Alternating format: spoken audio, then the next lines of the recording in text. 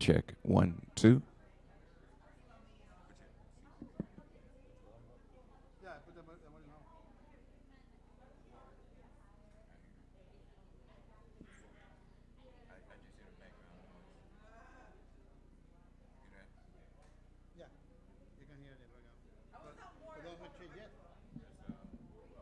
Have to talk on the microphone.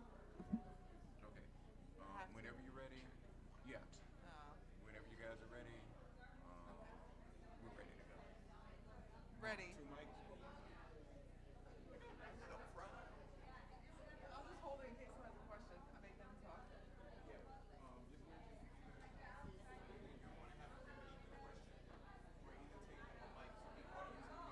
Okay. I'm staying. You notice where I am, right? I'm way over here. Good morning. Good morning. Good morning. Hello. I was not warned that I'd be on camera and I had to talk in a mic. Thanks, guys. Two of my least favorite things in the world. Anyone who's live streaming, we're actually doing an interactive session today.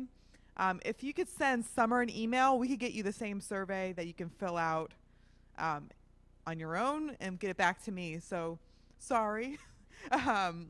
Everyone here we have clickers, but if you are watching it live, just pay attention, and then we'll give you a paper version that you can fill out. Okay? So what we're doing today is an interactive survey for the AACC Guided Pathways. Has anyone heard of this yet? Maybe? No? Okay, so let's back it up for a second. AACC is the American Association of Community Colleges, right? So Guided Pathways is kind of like the hot issue right now, or hot term in community college education. Pretty much anything you read right now is about pathways or guided pathways. So we're kind of jumping on board too a little bit. So AACC has devised a model for guided pathways, and part of this model was also like a training that 5 members of the executive team went to, and part of that training was also a self-evaluation. Okay? So executive team did a self-evaluation about different practices that make up guided pathways. You probably think that some things that, hello? Okay. I sound like a phone, the beep beep. I'm like, are we getting questions from the sky? So there's this survey that executive team filled out, a self-evaluation of different pieces of guided pathways. As you could tell, maybe members of the exec team might have a different view of the world than other folks on campus, right? So Dr. Lorenz, the rest of the exec team have asked us to go around and ask different employee groups about their perspective on these different pieces. To see, do they line up to what exec team answered? To show different weaknesses, things that we need to work on. Should we even do this thing called guided pathways? So that's what we're here to ask you guys, is to get feedback. A couple of things about this, some background on guided pathways. The kind of difference, you'll kind of see things that we do. The difference between what we do and kind of guided pathways is it's all integrated, right? So everything we do is looking at the whole pathway for a student, always thinking about the end in mind, and everything that we do kind of reinforces that. So that's kind of the model for guided pathways. There's a lot of components of it. That's what we're going to look at. So any questions so far before we get started? Oh, 1 second, we're just getting another clicker. Okay. So there are 20 items in the survey. This will show up each time, but it's a 6-point scale. I'm giving you guys the warning. We did not write these survey questions. This is the same survey that executive team did. If it's kind of funky, I'm sorry. Again, we did not write this survey. This scale's not my favorite either. But it's a 6-point scale. So 1 saying, I have no idea what you're talking about, to 6 saying, all students receive this service. Okay? Yes. Okay. So we're just going to go through them real quick. Number 1. The institution emphasizes long-term student education planning for an entire program degree, linked to transfer and career plans, rather than course selection for the current or upcoming year.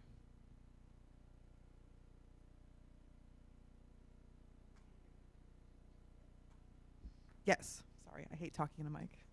The question was, are we getting real-time results? And the answer is yes. Yes. We have 19, Maggie? Okay. Just everyone click it again, it won't hurt it. We have 2 more outstanding. There we go. There we go. Okay. Next. Every program is well designed to guide and prepare students to enter employment and further education in fields of importance to the college service area.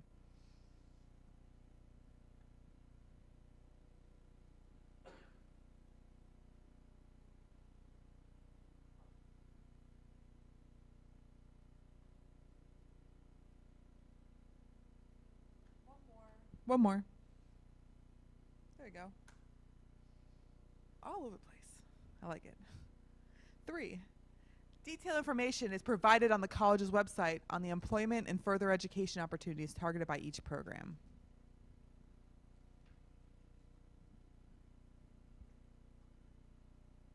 I like looking at people's faces. Marcus.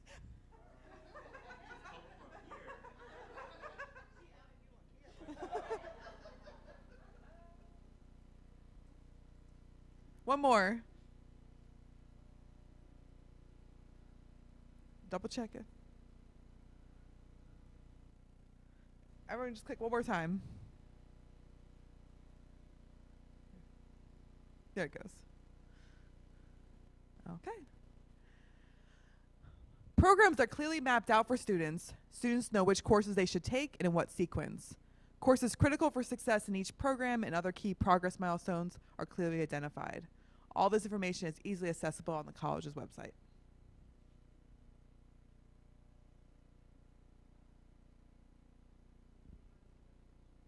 Again, I did not write this survey.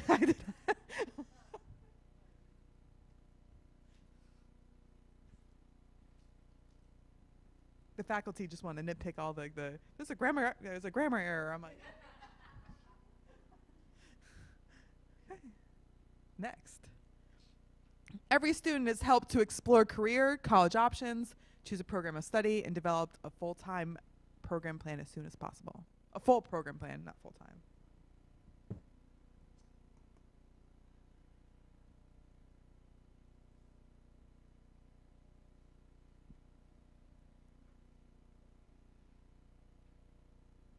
Two more. Everyone click one more time for me.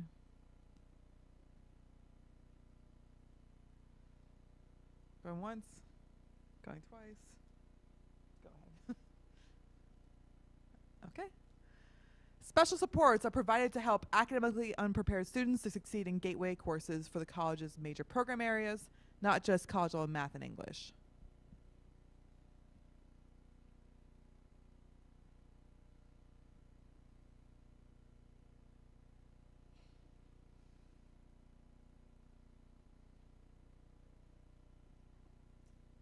It's still on.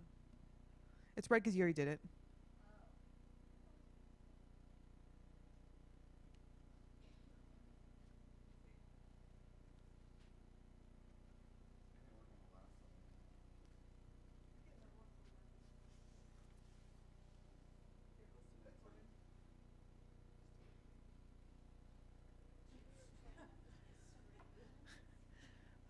Required math courses are appropriately aligned with the student's field of study.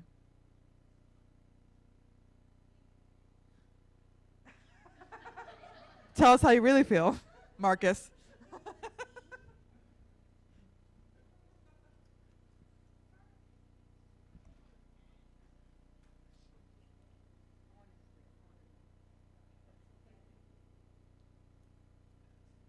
Everyone check one more time.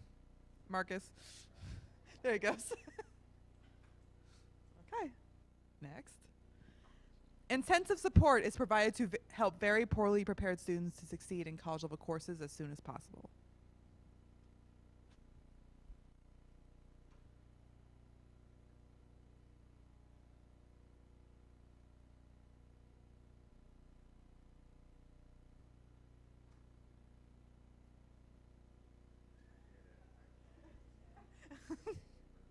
Okay, good.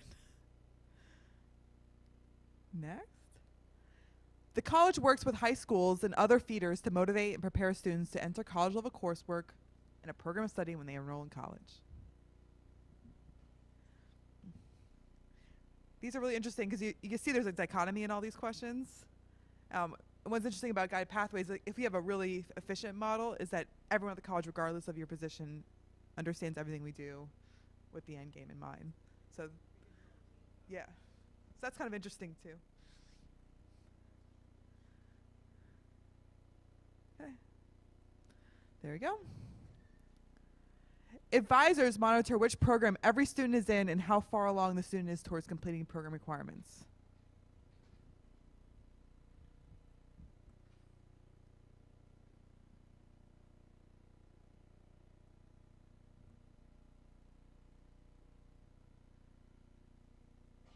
There you go. Great. Next. Students can easily see how far they have come and what they need to do to complete the degree.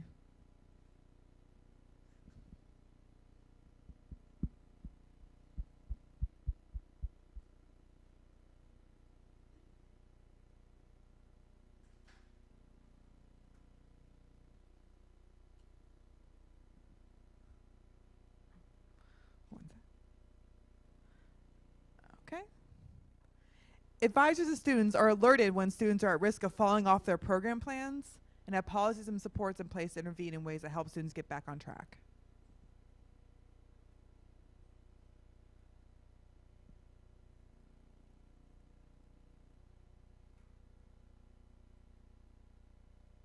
One more. We have 20 now.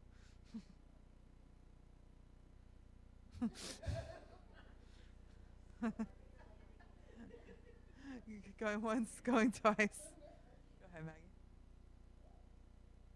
Yeah. Technology. Assistance is provided to students who are unlikely to be accepted into limited access programs, such as nursing, to redirect them into a more viable career path.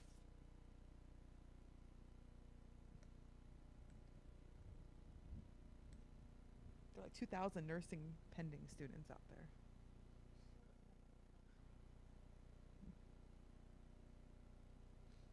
Mm-hmm. Next. The college schedules courses to ensure students can take courses when they need them, can plan their lives around school from one term to the next, and can complete their programs in the shorter time as possible.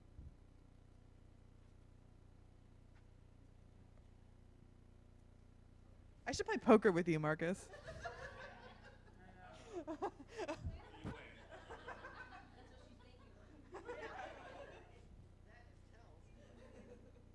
A baby's expensive. I could use some money.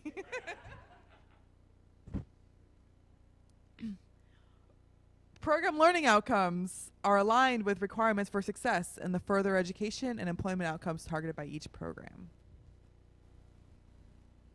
So we're moving into academic affairs a little bit in these questions.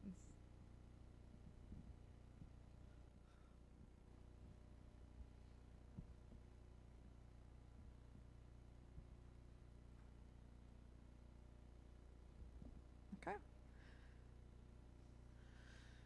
Students have ample opportunity to apply and deepen knowledge and skills through projects, internships, co-ops, etc., study abroad, other learning activities that program faculty intentionally embed into coursework.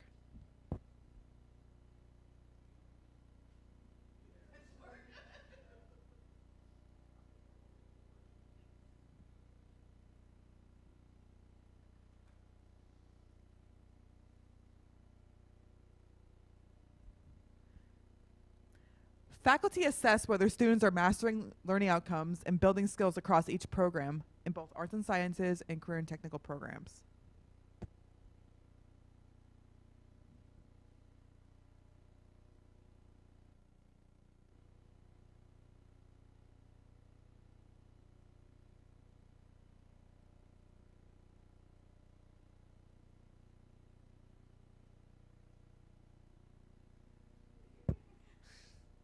Okay, going once, going twice. Go. But these are interesting to me. Yeah, these last couple. Next. Results of learning outcome assessments are used to improve teaching and learning through program review, professional development, and other intentional campus efforts.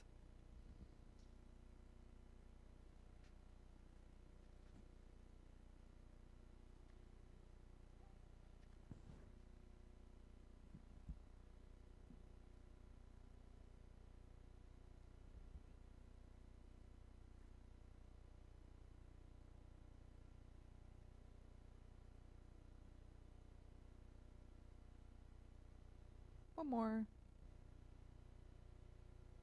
Once, twice. It's like an auctioneer today. 19. The college helps students document their learning for employers and universities through portfolios and other means beyond transcripts.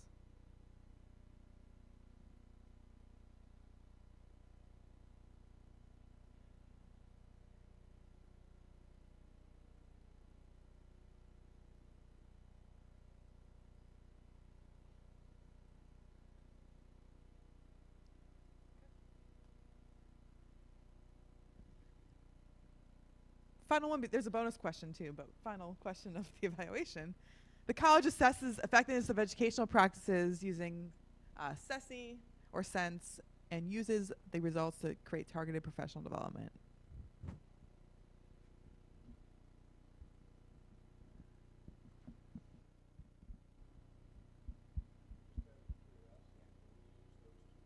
We use SESI.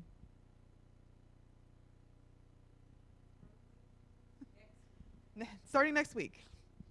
I'll kind of talk about that too on here. Because no. Obviously, I had no idea about it, so yeah. Okay. Okay. So if you didn't know, we're actually starting the process to do our new strategic plan. Has everyone heard about that a little bit? A little bit? Yes, okay. Okay. Okay. And part of it is that we're thinking that this might be something that might be incorporated into the strategic plan, but we're not going to just put it in without employee feedback. So based on what you know about guided pathways and the ratings you provided, do you think this is something that we should consider? So it'd be a real change in kind of the culture and thinking about things.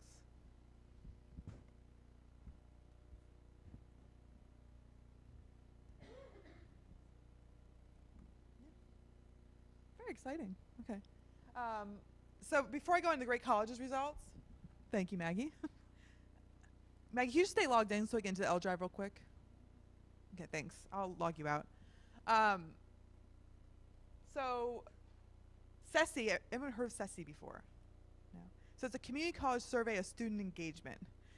We typically do it every 2 to 3 years. I wish it was longer than that, but it's a national survey at the University of Texas at Austin. That it's how many questions is on that? Like probably 90 questions.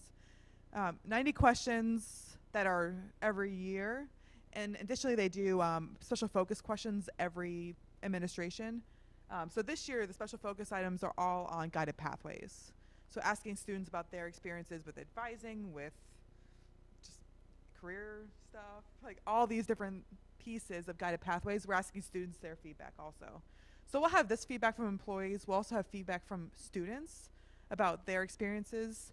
And for SESI, it's actually, we go into 90 sections, face-to-face sections, and administer a paper survey. So it's actually a really big sample. You don't really have the selection bias that you get in online surveys where only the students who check their emails completed. It's, we actually go in and physically hand them a piece of paper to fill out. So we get a great sample. We also happen to be administering the survey each time with Valencia, so we happen to get their comparisons to them also. And one concerning thing we had 2 years ago when we did the survey is that our scores were much lower than Valencia's across the board. So our students were far less engaged, which we think is impacting things like retention. Retention mostly is if students are engaged and understanding kind of the purpose of what they're doing. they're not going to come back, right? And that's one of the things that Mark Morgan, our supervisor, he went to the Guided Pathways workshop. He said a lot of the discussion also was about, Ceci was there at the workshop, and they were saying that the research is showing that AA students are having a hard time kind of understanding the purpose of an AA. Like, if you're in a nursing program, you understand, like, I'm going to be a nurse. But with an AA, it's a little more challenging to kind of wrap your head around, like, why am I doing this? Because if you're at a university, you're in a major, right? You walk in, you're like, I'm a biology major or whatever major. You understand what you're doing from day one. AA, it's so ambiguous, right? The students tend to have a hard time kind of understanding what they're doing. And that's part of the engagement issue also. So that's kind of an interesting finding on that. So we should send our assessment results back by the end of April. We usually get the results back by the end of summer. So be on the lookout for those results, and we'll be sharing them. I'm pretty interested to see if anything's changed from 2 years ago. I don't think it has. So that's coming. If you see anyone from our office running around like crazy people, that's what we're doing, is administering paper surveys in 90 sections. Yeah, it's so much fun. Okay, so let me bring up this great colleges stuff, and then it's all you. Oh yeah, I say collect the clickers, so.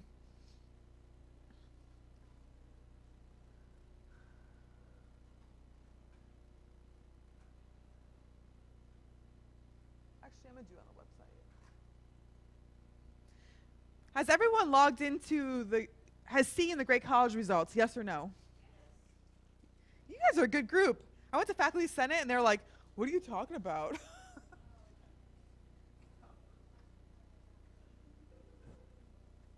I doing it wrong?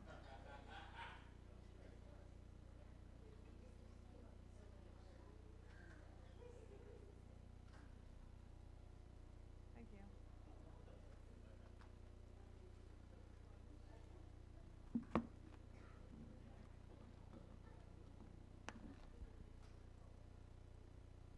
I should give you guys clickers. I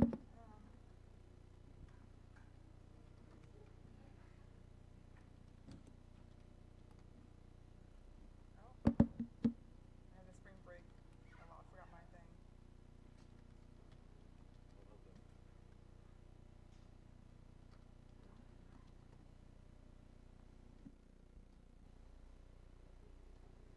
Okay, so I'll stay up front in a second. But if you go to the if you search great colleges in the search bar, you actually we put all the results online. Everyone find those. Yeah. So I'm just gonna kind of walk through real quick. This shouldn't take that long.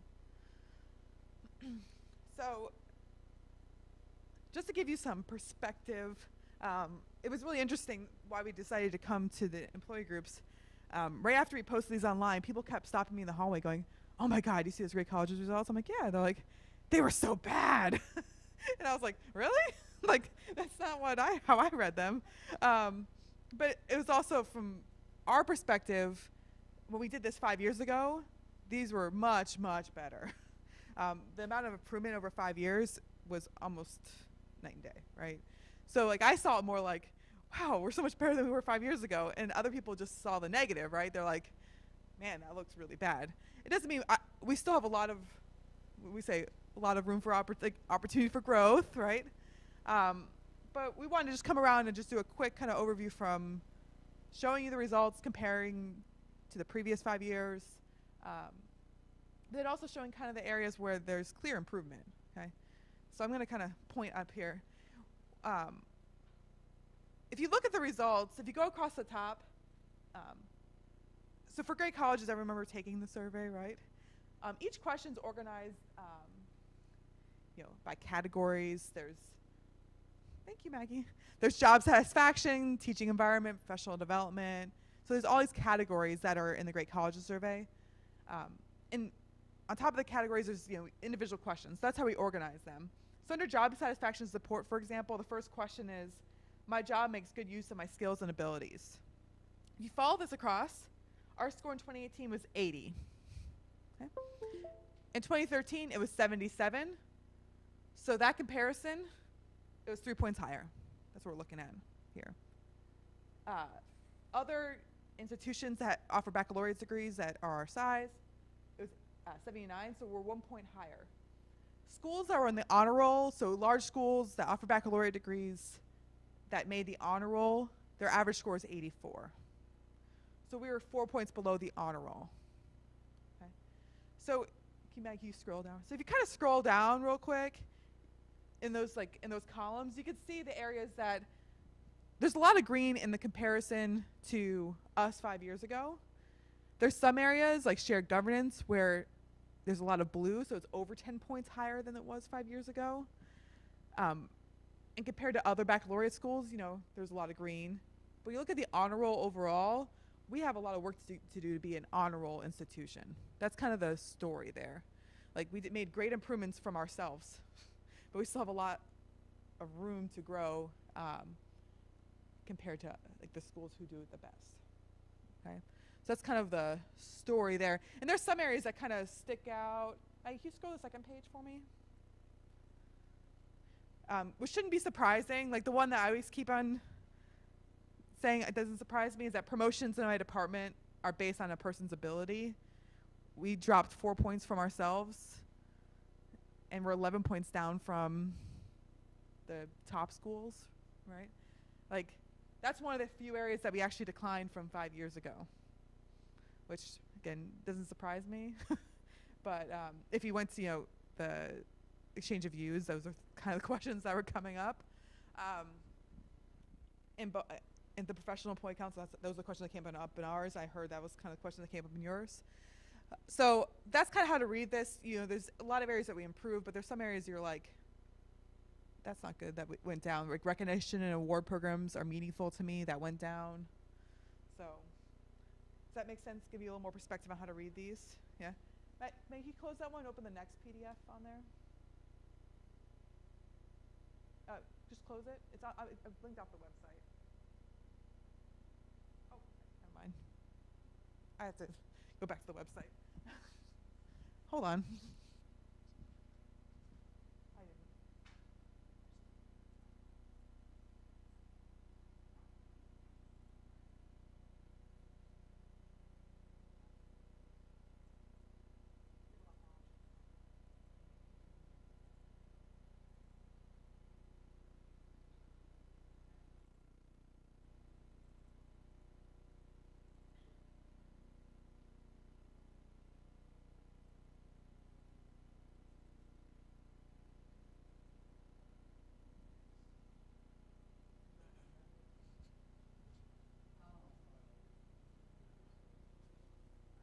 Okay. So this one, when we talk about like making improvements to be an honor roll or keeping improvements, I think this really does tell the story. So this is the results by job classification. So if you don't, some little bit of background on the survey, we actually had 64% of all employees complete the survey, which was 20% higher than the national average. So national average was in the 40s, we were 64%. And what's really unique about our situation also is that when we did this 5 years ago and how the survey's kind of packaged, they only want a sample of employees. And we paid extra money to survey all employees. So we actually made sure that we included everyone in the sample. It wasn't like every other person was selected or anything like that. Everyone got the survey. So 64% of all full-time employees completed the survey, which is really powerful. I think it gives a lot of meaning to the results. It wasn't just like a small group of people. You may have seen me harass you in person to complete this survey. But I think it was really important to take it seriously. Yes. No. I think 5 years ago also the driving force and why our results were so low is that like the faculty were in the middle of that fight that was before the union and everything. And that was when they voted to unionize like 5 years before that. So it was like that was like the height of their frustration. So that was really the driving force in that. Yeah. I mean, scientifically, samples work. And it was an adequate sample, but we felt like it made people feel like their voice didn't matter, right? So like, I think in professional and career service, it was a sample. So people were like, I wasn't picked, so am I not important? And we didn't want people to feel like that. Yeah, samples work, but I don't think it's good for morale for a survey like this. Yeah, so that's why we really fought with. We advocated really hard with HR when we were setting this up this time to pay the extra money to sample everybody. Yeah. So this is the same kind of setup, but it's broken down by job classes, and kind of walk you through a question again. Let's do a different question. I am given the opportunity to develop my skills at the institution. Okay. Overall, 82%. Okay, that was our 2018 score. That's 13 points higher than comparisons for other baccalaureate schools. Okay. The administrators, so the top, we have 28 administrators, the A's, 25 of them completed the survey. 100% said yes. Okay. So that is 18 points higher than the average. That's how we read it. Faculty, 80% said yes. That is 2 points lower than the average. Professional, 86% yes, 4 points higher than the average. And then career service was 78, 4 points lower than the average. Okay. Walking through it, let's see if I find one that's, Maggie, can you scroll down? I'll find one that's really kind of jarring. Yeah. Oh, stop her. Yeah.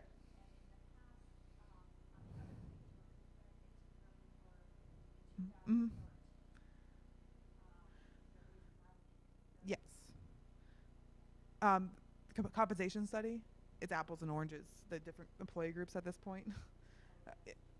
Different people, yeah. It didn't make a lot of sense. Yeah, that's mostly why. Yeah.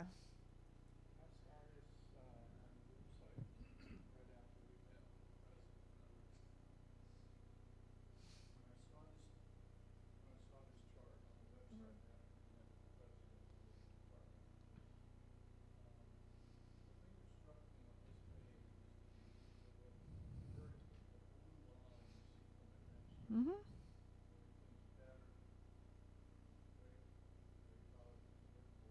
There's 25 of them though, too.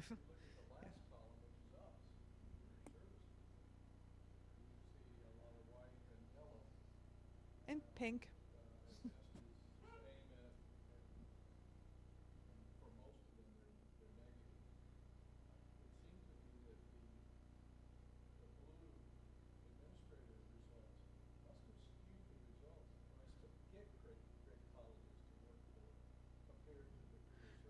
So a couple things there. There's only 25 of them. It's not going to skew the results.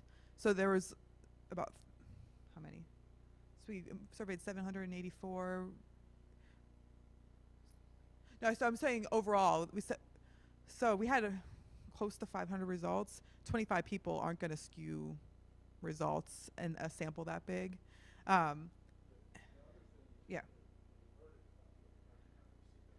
Yeah. Correct.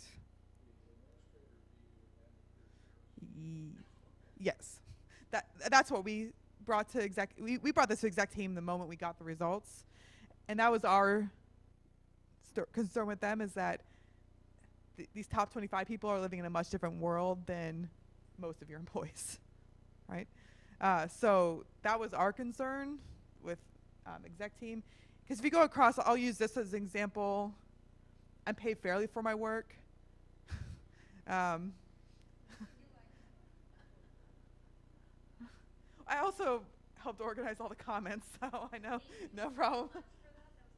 So, like administrators, 35 points higher than the average compared to career services, negative 11, below the average, which shows you the kind of the picture there. If you keep scrolling down, Maggie, the next page.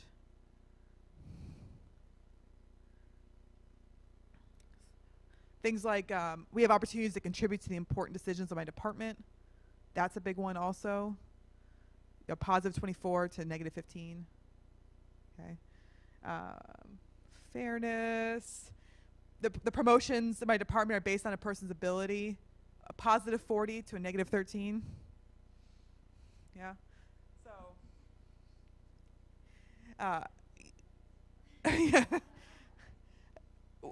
From from my perspective, what we brought to exec team was that there are some real concerns about obviously a lot of things with career service employees. Dr. Lorenz said she agrees. Yeah. So that's where you come in. So our recommendation was to put it in the employee group's hands to say what the priorities are, to kind of work forward. So have you guys talked to them about this yet?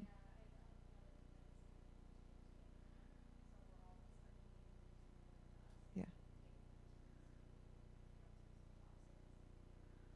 Yeah, so what we recommended to exec team, instead of like doing like one group of people with all different employee groups in there, because there's really different concerns based on employee groups. Like faculty have much different concerns than professional employees or career service, and vice versa, right? I think professional and career service are a little more aligned with concerns, but faculty their concerns are like completely different. A lot of people did. Yeah, yeah. And that's part of the issue that we saw in the comments also. So what we recommended to exec team, which they're following, is saying let's put in the hands of employee groups to come up with priorities that we need to work on. So the first, I'll kind of go through I can bring up the kind of plan to walk through it. Have you done this yet, Summer? No? Walking through the plan of how this is going to work? Okay.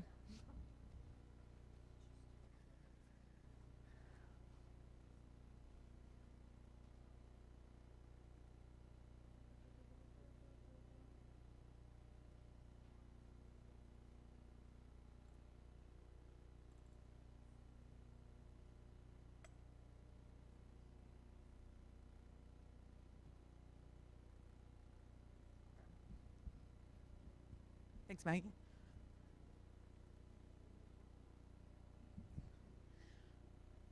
So, yeah. So the first thing was our group going through and talking to all the employee groups. We're going to professional employees. I think we showed them this results yet. My whole mind's kind of held it together. We were going through with each employee group to kind of walk them through the results. Because again, you can read them online, but I think walking through them helps kind of put things in a little bit better perspective. And what the employee groups are supposed to be working on right now is developing 4 to 6 specific priorities from the results, things that are important to this employee group.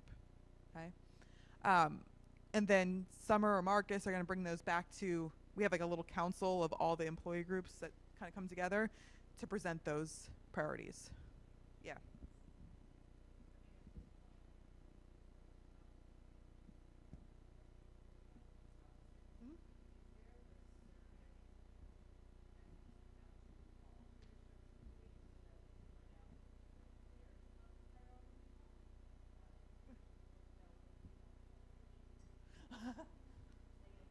Yeah, I don't want to talk in this nonsense either.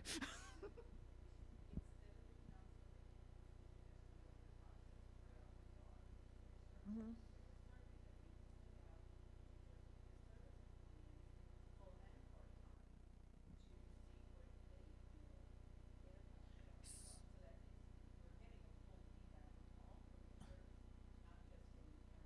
Yeah. So I say how like because I'm on the board for PC, so I can tell you what we're doing.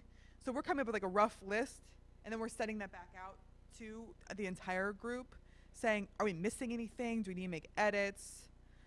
Because the next step after those are kind of fleshed out is sending a survey for each member of the employee group to rate them.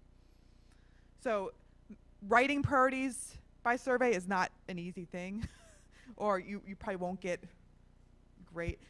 Anyone ever heard the alma mater before at convocation? No?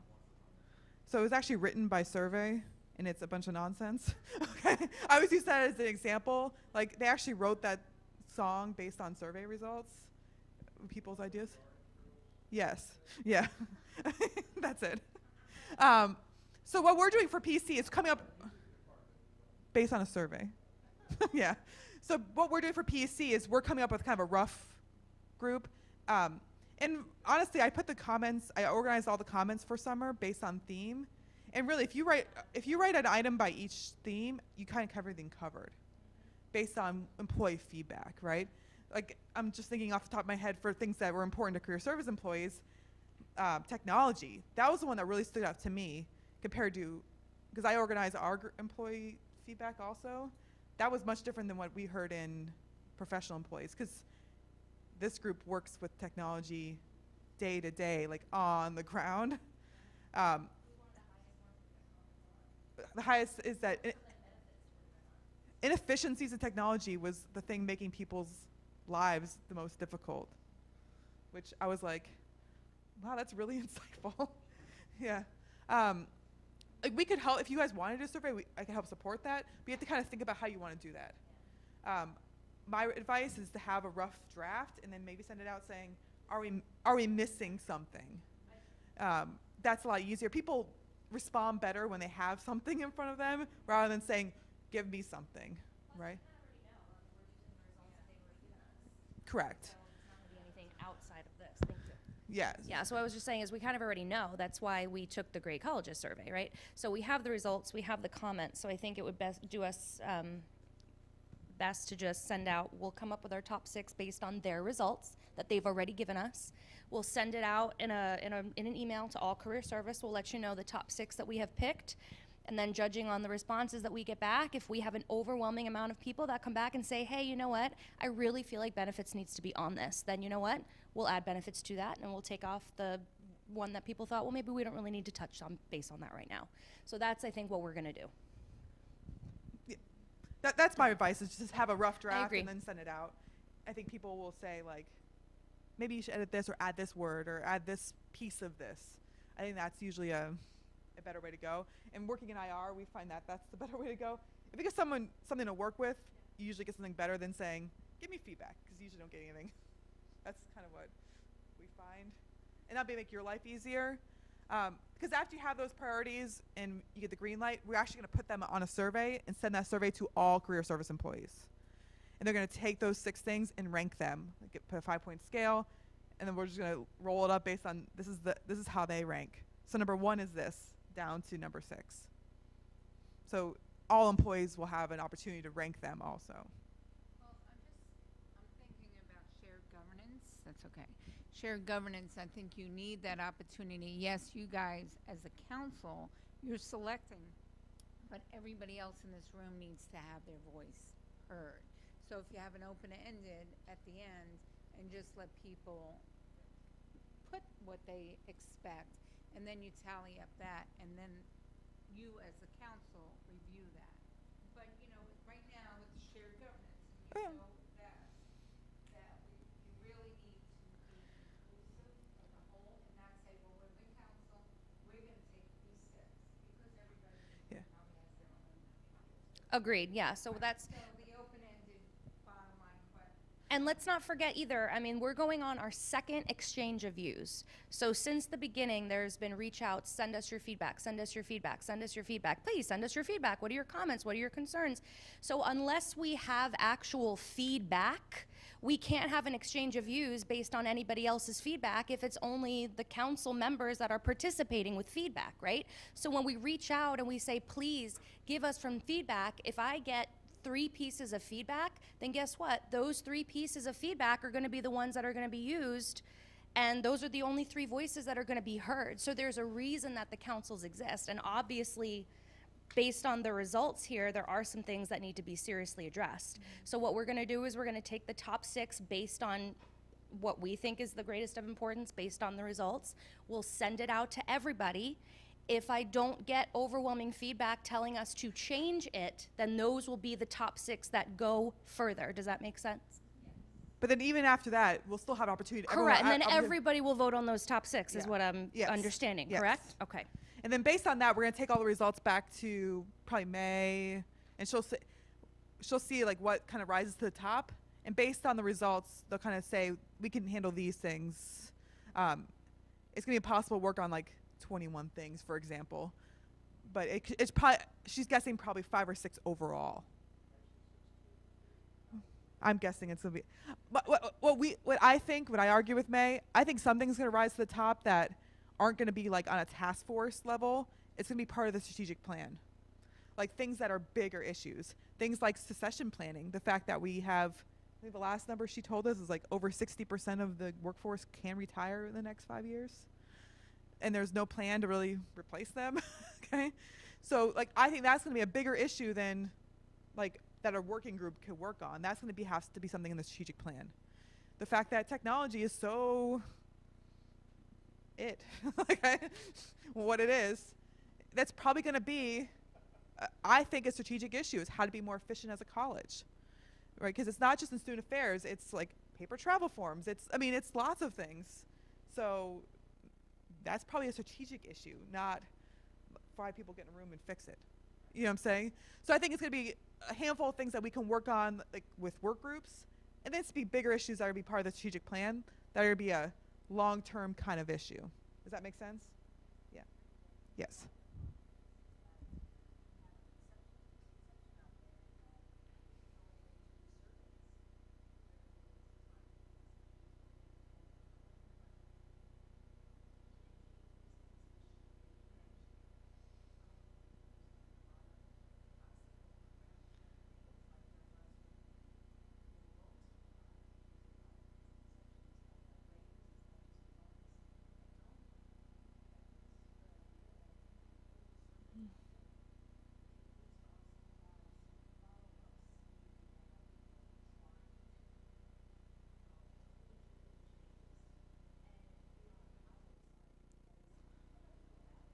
Yeah. Well, and that's what we're going through the employee groups also, is that we're trying, I think for so long the employee groups used to just go to exchange of views, hear feedback, and be like, okay, we're trying to, I think part of the thing is also empowering employee groups. Because you remember Dr. Lorenz, if you didn't know, came from California, which everyone's unionized in California. So like there's an employee, like, so there's a lot of shared governance because of statute and because of the structure. So I think she comes from a place where employee groups were really powerful, right? So I think that's my perception, is that she's trying to empower employee groups with this kind of stuff.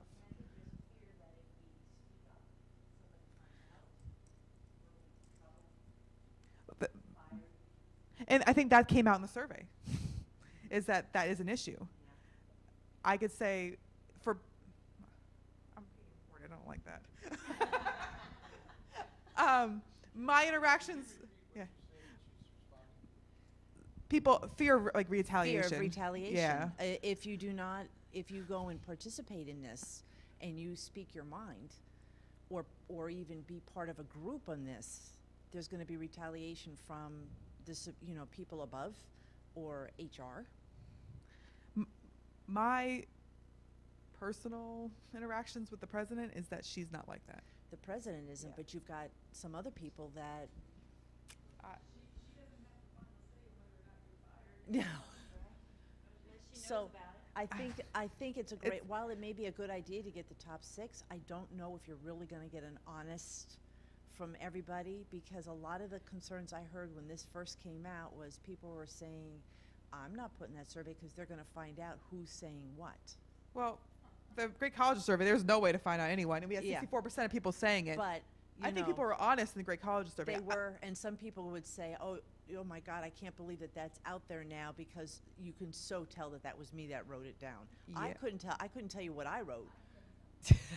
I could.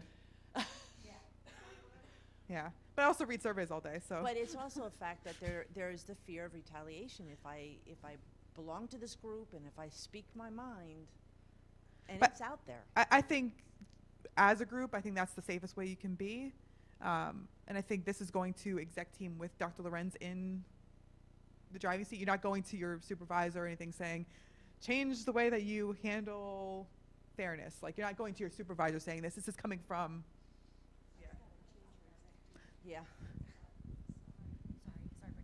Just, yeah, sorry. Just to touch base on what you had said, you're 110% right. And when we even came around, if any of you remember during Halloween when we came around and we were like trying to solicit your views, because we weren't getting a lot of feedback through the website, right? Because I get it, there's the CSEC/feedback way that you can submit it online. But you gotta like log in to do that, right? So there's that fear of like, well, if I write this, people are going to know who's saying it, and I have a supervisor who may not be so open to hearing these things, right? So I get the fear there. So then we said, okay, well, we have the boxes where you can like drop stuff into. Well, nothing's been dropped in there, and I understand that as well, because like, you know, you got to get up from your desk, you got to write it down, you got to drop it in. But please know that anything that is submitted through the website, or you come directly to us, that's completely anonymous. So like when we do our exchange of views and we gather everything that we took from the Booze for Views is what we called it for Halloween, right? And predominantly it was us asking those questions. There's no, oh, well, so-and-so from this department told us to ask this, or this is a predominant view coming from this department. Nobody knows what that is. Mm-hmm. So that's where the council kind of comes in. So it protects you and your anonymity, and then nobody's gonna know where these questions are coming from. However, what comforts me anyway in being the one to ask a lot of these questions, right, because it's my face, I'm the one saying all of these things, is that basically the results are showing exactly what it is everybody's concerns are, right? So now going into the second exchange of views, when we come in and we say a lot of kind of the same things, this is no surprise. You see what I'm saying? And what Dr. Lorenz said after we brought these to her, it was like the week after exchange of views, and she's like, I'm not surprised by any of this because that's exactly what I heard at exchange of views. Like, she wasn't like, oh my God, they hate it. It wasn't like that at all. It was, she's like, we have work to do. Like, that was her response. So that's what I see. And just like, to kind of clear something up, we hear that a lot, like we have to log in to do a survey. So the surveys, all the survey results come to our office. I've been doing surveys now for almost 8 years. I have never been once asked who completed a survey. Never once. Well, I see them. But I don't even look. The only reason I look is to delete duplicates, because our website, often, if you select something, it clicks in 2, 3, 4 times. So without the login, we don't have good results, because we'll have duplicate after duplicate after duplicate, or people filling in joke results. I always use the example of the SGA elections. We had one kid vote for himself 465 times. No. No, yeah. Like, it was so funny. I watched him all night. It was like all night. Click, click, click, click, click, all the time stamps. No, but that's why we do it, is to protect the results. It's not to say who's doing what. It's to say, you know, I've been guilty of submitting something like 6 times on accident because I thought I submitted it, right? So that's what it's for. And I can tell you, in 8 years, never once. And Patty's been doing it a lot longer. No, I did it. I had one, and it was a student that was making it correct. Yeah. So that had to be put forward. Yeah. But never But never an employee. Never once. Never. And I've done 20 years. And if someone would ask, I would probably march down illegal. Yeah. True. Yeah. That's just where I'm at, you know, like, so I think our number one priority is to protect employees, like that's to protect students and protect employees, like that's where I'm at. Just to like kind of make that work. I think one thing about the complicit part, at some point as a college and as our employee groups grow, we have to start getting into the comfort zone to be able to voice concerns and opinions. Because one of the biggest things on the results with a negative 15 was we have opportunities to contribute to important decisions in our departments. If we're too timid to bring up these situations and concerns even to our fellow employees, there's no changes that are going to be made.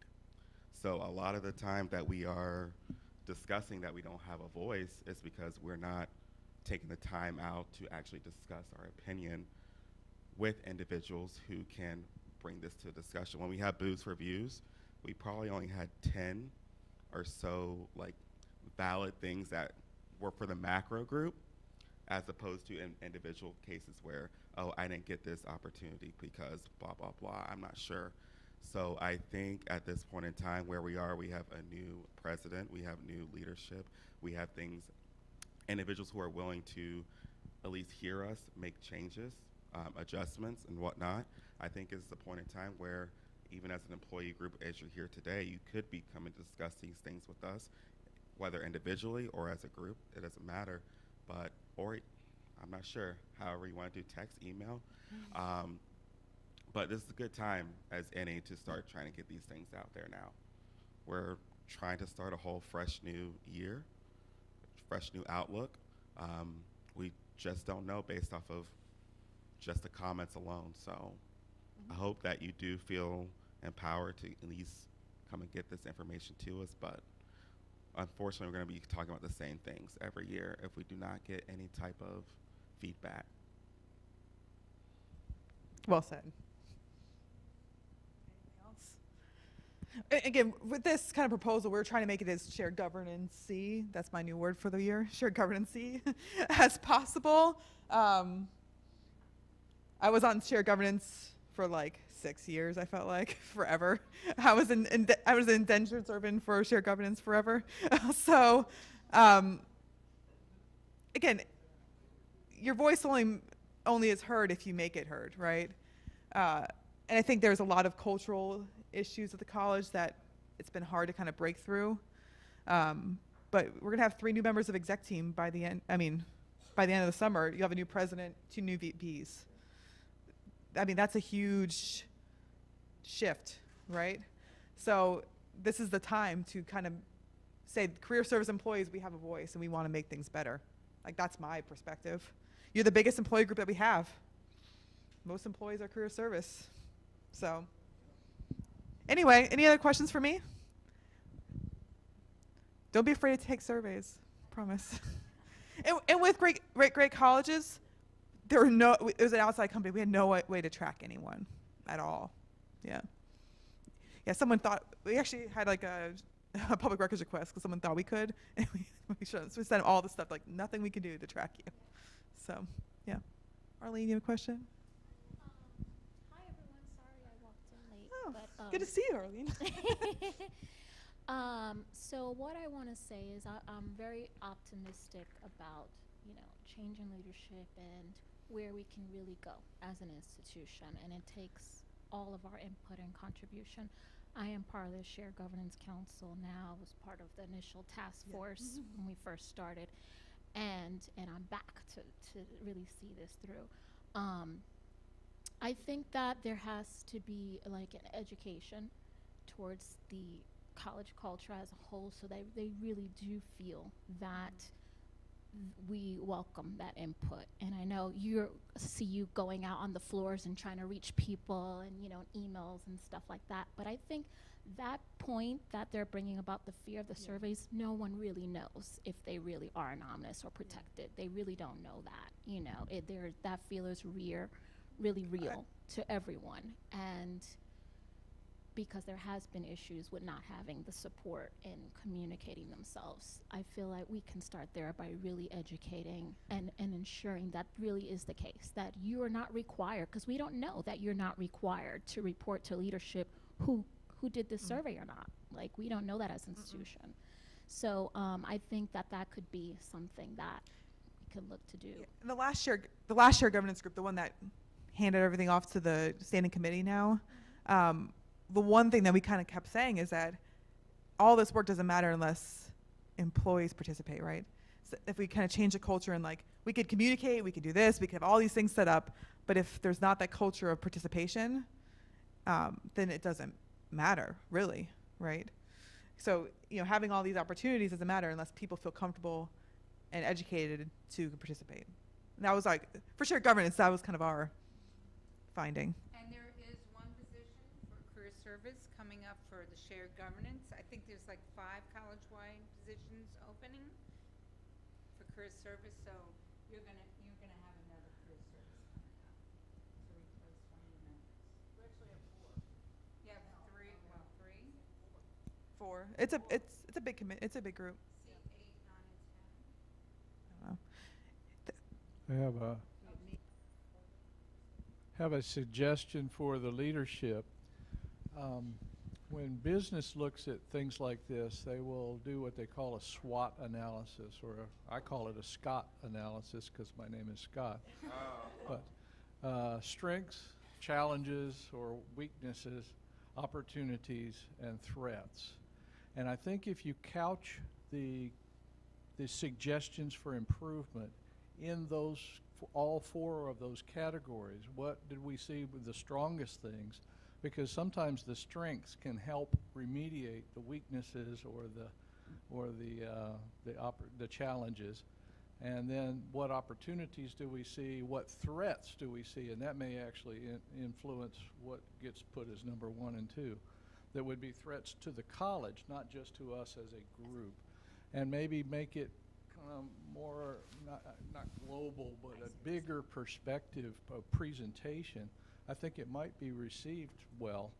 And we might actually, you as a group might actually, as leaders, might actually discover some opportunities there for improvement based upon the other categories, not just nailing the minus 15s and minus whatevers. And just overall, kind of the positive comments, like the strengths, I think, for career service, were people enjoyed helping students. They enjoyed working with their colleagues, right? They enjoyed serving the community. The time off was a positive thing. And benefits either were positive or negative, right? Yeah, but I think overall people enjoy the benefits, but they think that the negative things were often like family contributions, stuff like that. But those are the positive things that, Fairness had a lot of negative because of promotions and stuff like that, yeah. But people do enjoy, the positive things are working with our students, working with our colleagues, like that was the positive stuff, and serving our community. Those are the things that really stand out, is that people deal with all the other stuff because they love working for our students, right? So I think that's the positive part, right? Overall, is if you read everything, that's what comes up over and over again, is that working for our students, the mission of the institution really empowers people. Yeah. Can I just button one more time? I'm sorry, and then I promise we'll leave you. You're our hostage here today. It's okay. But just one more thing about the career service involvement. This is my second year on this council. I was vice chair last year, and last year was kind of like an off year because we were going through the change in benefits. We were going through hiring a new president, right? So a lot of the stuff like exchange of views was preempted by all of that. So this is really my first year, and I'm chair, right, figures, and doing it for real and saying, okay, well, what can we do? How can we engage people more? And at first it was very overwhelming because it's like a brand new president. I've never experienced any of this before. Like, how do we do this, right? But now it's just become so positive because we can use this to our advantage. We do. We have a brand new president, right? She's very open to listening to us. She's invited career service to so many things, right? We're going to be I'm on part of that SOAR task force, which is trying to implement what are we going to do in the next 5 years, like where is the direction of the college going to be headed. And I mean, we might have had that voice before, but it was unbeknownst, I mean, really to me as an employee just doing my job every day, I wasn't really engaged, right? So I think we should really use this opportunity. I think we have a really active council this year. We have a lot of strong people on the council. So if you do feel timid to share whatever it is your concerns are, I think this is the council that you probably want to go ahead and voice what your concerns are, because if any of you watched the first exchange of views, I mean, we kid and it was like the May Ashby show, right? Because a lot of it was everything HR. Exactly, a lot of it was HR, it was compensation, it was I'm getting too much work thrown on me, how come I'm not getting, like Eileen, there was a big issue with supplemental pay, and Eileen's been trying to tackle that because she's been getting a lot of feedback about supplemental pay, so she's on that, trying to figure out what that's all about. But this is the time, right? You know, we're finished right now. She, Yeah. Giving up totally. yeah, so we, which, yeah, she did. So I think if we could just try to, like she said, change the mindset, and it's going to take a while. The culture is going to take a while to change. But I think if you look at it from a top-down approach, and with Dr. Lorenz being so supportive and so open to hearing this stuff and saying, okay, well, we do want to fix these problems. Are they going to change overnight after 2 exchange of views? Absolutely not. Are they going to change because we took great colleges? Absolutely not. But maybe in the future, if everybody feels more comfortable, right, if everybody feels more engaged, if supervisors, if we keep saying it enough, if supervisors start to say to their employees, it's okay to go to these events, it's okay to serve on a council, right, I think that eventually we'll start heading in the right direction. So that's what we're trying to do here. And when PEC, we did our board met with Dr. Lorenz. I know the big conversation, almost the entire conversation, was about kind of changing the culture where people feel like they are afraid. Like that's our entire conversation with her was about that. And I think that's something she's very committed to. So that's where I feel very positive. I came back from that meeting. I was like, Patty, this meeting was great. Okay. But that's kind of where I think she's great. And I think that's where you kind of have to, yeah. I think it takes time, you know, I think having, yeah. Yeah. Yeah.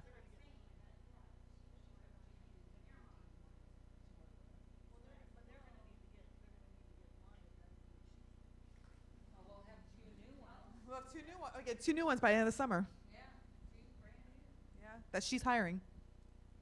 And that's a lot of I think most employees fall into those 2 categories, right? The business office, yeah, and then and student affairs, which is huge. Yeah, so that's a big change right there. Yeah. Yeah. So anyway, that's my. Sorry, but I. Okay. Yeah, this is just my perspective on things. No problem. Thank you guys for giving your feedback, because I think that's something that, like when I saw the 64% response rate, I think I cried. I was also very pregnant, like very emotional. Nothing to do with it. But I was so happy that it goes back to kind of changing the culture. People felt like they could say something. And I think seeing that response rate was like a great step in the right direction. That people felt comfortable enough to give that feedback. And they were honest. And I still go back to like, I feel like those technology comments, the fact that that's #1, is one of the most insightful things I found from the survey. It was the most insightful thing for me for the survey, because if people feel like they're overworked, it might not necessarily be through staffing, it might be because they're doing everything manually, right? And there's that. Twice because Correct. people's off. And I think that really was the most insightful thing for me, was that people.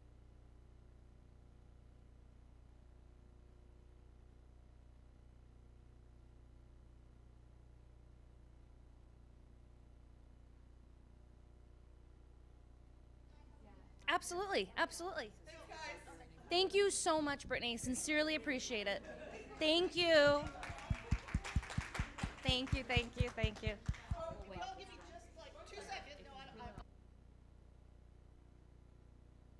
Shared governance is going to speak now.